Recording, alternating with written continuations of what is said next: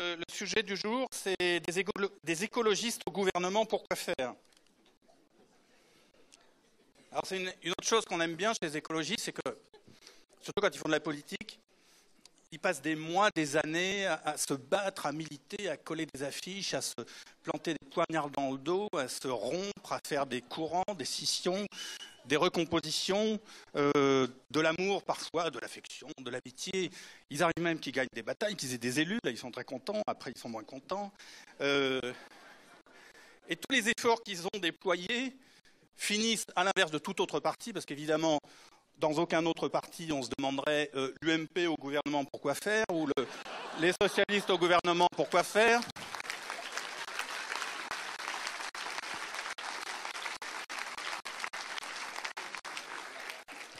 Mais là, les écologistes, dans un reste de fond de candeur originel, se demandent, bon, tous ces efforts, on y est, et pourquoi faire?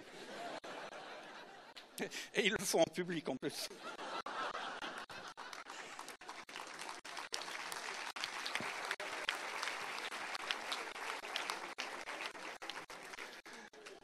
Alors, on peut d'autant plus se poser cette question avec eux qu'on les a mis ministres, mais loin des sujets qui fâchent.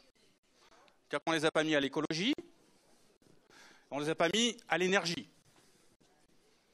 On les a mis au logement, c'est très très bien, et au développement politique de coopération avec nos anciennes colonies.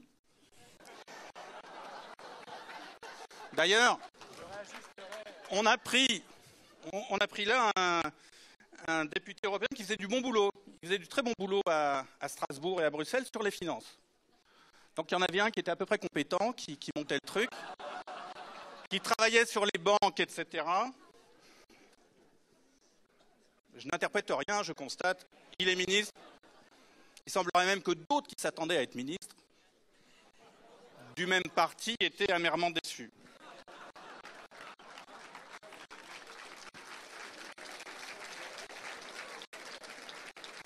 Bon, si vous applaudissez tout le temps, on ne tiendra jamais les horaires. Alors, ils ont commencé très fort. Donc c'est en juin, hein, le gouvernement, avec les écologistes au gouvernement, ça a commencé très fort. Alors, d'abord, c'était pour Pascal. Monsieur Hollande, alors, il faut dire Monsieur le Président de la République, annonce le 11 juin que, bien sûr, la mine d'exploitation d'uranium et Imarouren au Niger va continuer. Même, on va démarrer avec un petit peu plus de taux qu'on l'imaginait.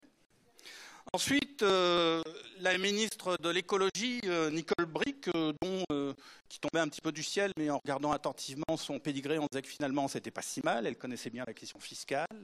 Elle s'était beaucoup intéressée au gaz de schiste. Elle s'était intéressée à un sujet crucial sur l'économie. Expulsée sans ménagement, parce qu'elle prétendait freiner l'exploitation du pétrole au large de la Guyane. Après, là, je ne sais pas comment interpréter vos applaudissements, mais vous trouvez que c'est bien qu'elle était... Ensuite, on a continué dans ce mois de juin délicieux où des ministres écologistes étaient au gouvernement avec les premières grenades lancées par les forces de l'ordre animées par un gouvernement socialiste. Et les premières grenades des forces de l'ordre, puisque c'est le nom officiel, ont été destinées à des écologistes ou à des gens qui se battaient sur une bataille écologiste. Le 21 juin, face à des opposants de Notre-Dame-des-Landes, et le 24 juin à Montabo, dans la Manche, contre des opposants à la ligne à haute tension. Je m'arrête un instant sur cet événement qui, à mon avis, a beaucoup de sens, surtout si on le regarde dans les détails.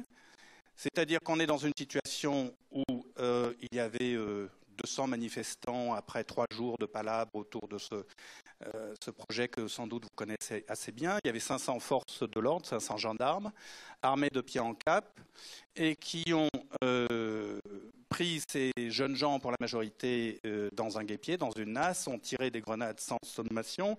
Et ce qui est apparu, notamment au procès qui a eu lieu récemment en première instance à Coutances, à partir d'une vidéo, c'est que ces tirs de grenades s'étaient faits à tir tendu. Et donc nous avons ainsi commencé ce gouvernement socialiste avec une répression sur un sujet écologiste, avec 3 blessés graves, 25 blessés, 3 blessés graves, dont 2 personnes qui ont des sérieux problèmes à l'œil. Le diagnostic est encore réservé. Voilà. Et puis, on a continué très fort, toujours.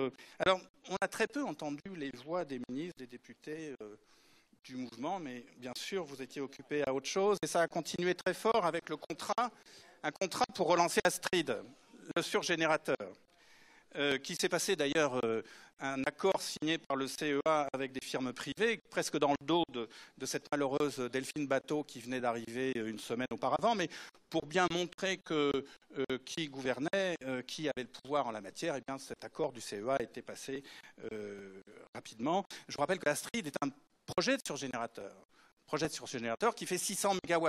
Alors dans le genre laboratoire expérimental, comme instrument de recherche, 600 MW, c'est réellement important, ça s'appelle une centrale électrique. Ce surgénérateur, quand Dominique Voynet est devenu ministre en 1997, si j'ai bonne mémoire, ça avait été une des premières victoires du mouvement écologiste qui avait obtenu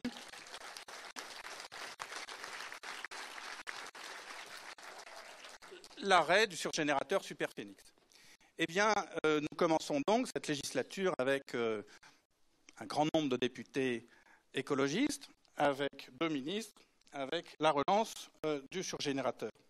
Et puis, peut-être quelques silences, enfin ce que moi j'interprète comme silence, sur l'étalement urbain. Après tout, on pourrait se dire, Madame Duflot est ministre du Logement. Eh bien, il y a une question qui préoccupe essentiellement les écologistes quand ils regardent la question de l'habitat et du logement. Ce n'est pas seulement celui de la rénovation thermique, ce n'est pas seulement celui de la justice sociale qui est absolument essentiel à notre cœur, mais il y a aussi la question de l'étalement urbain. Et cet élément de l'équation, mais nous ne sommes qu'à 100 jours, pour l'instant, est totalement absent. Absent aussi, me semble-t-il, de réaction par rapport au projet de baisser le prix de l'essence. Absence aussi, me semble-t-il, par rapport à la machine qui se déroule à Notre-Dame-des-Landes.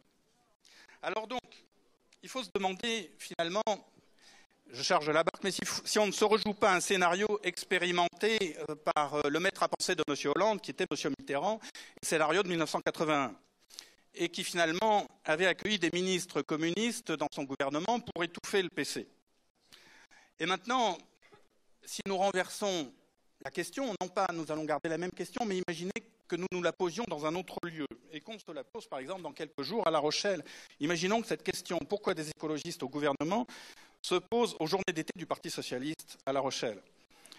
Et peut-être nos amis du Parti socialiste se diraient, mais pour se débarrasser de l'écologie, bien sûr.